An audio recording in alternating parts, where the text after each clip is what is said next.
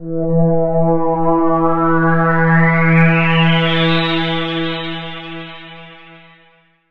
my name is Declan Harty, and I'm a reporter for the DI, and I'll be showing you today how to cook stuffed green peppers. You want to start with cooking the Italian sausage because you want to get that in the peppers cooked already, which is an important process. I like to use olive oil when cooking the meat. And then once that's done, you want to get all the meat. This is 1.25 pounds, and I got this from a county market, and it's pretty cheap, so that's the best thing about this whole thing, is that it's a really cheap deal. Pretty much the main thing with cooking the meat is you just want to smush it all up, and as you break it up, you want to remember you want to get as many small spots of the meat, small chunks of the meat as possible.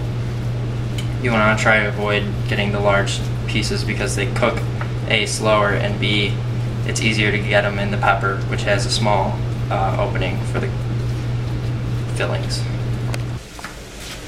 I like my Italian sausage very hot, so I got the hot type at County Market. You can just ask for it. It's right next to the mild, and the mild has a little bit of a zest to it, but I like the hot because it's not too hot, but it's great. And once you have it all split up and everything in the pan, you want to just kind of move it around and get it cooked all the way through. I like to turn down the heat, just kind of let it simmer. Even if it is cooked, just keep it warm really. And then you'll move on to the next step. The next step, it's pretty simple. It's just, you just pour your sauce into a large bowl. For this time, I'll be using vodka sauce. And the nice thing about this recipe is there's no like actual measurements.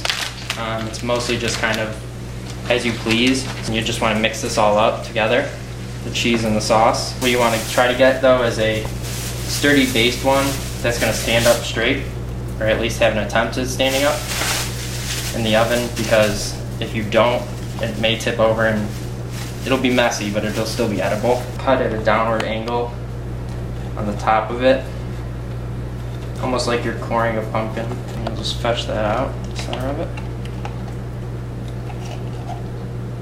And then the next thing would be just kind of clear it out a little bit. About 400 degrees. But I mean, there's no actual number that you need to cook it at. As long as you have a good estimate around 400, I assume you're alright. So then you're just gonna fetch out the whole mixture.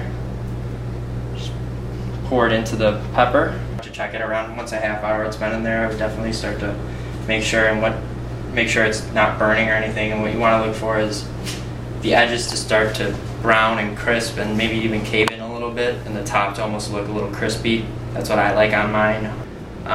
See how the top is a little bit crispy here, and the sides are all a little bit caved in. And the nice thing about this recipe, and one of the nicer things in total about this, is both the remaining of the mixture and this pepper. Say I'm not hungry anymore, I can just wrap this up in some tin foil, put it in some Tupperware, and put it in the freezer and heat it up for tomorrow's lunch or something. As well as the mixture, just heat it back up and then use some bread as dipping, and it's good to go. So that is how you make stuffed green peppers. It's a really simple recipe, and it's relatively cheap, and it's easy for college students to make, and I think it's a great recipe, and everyone should try it.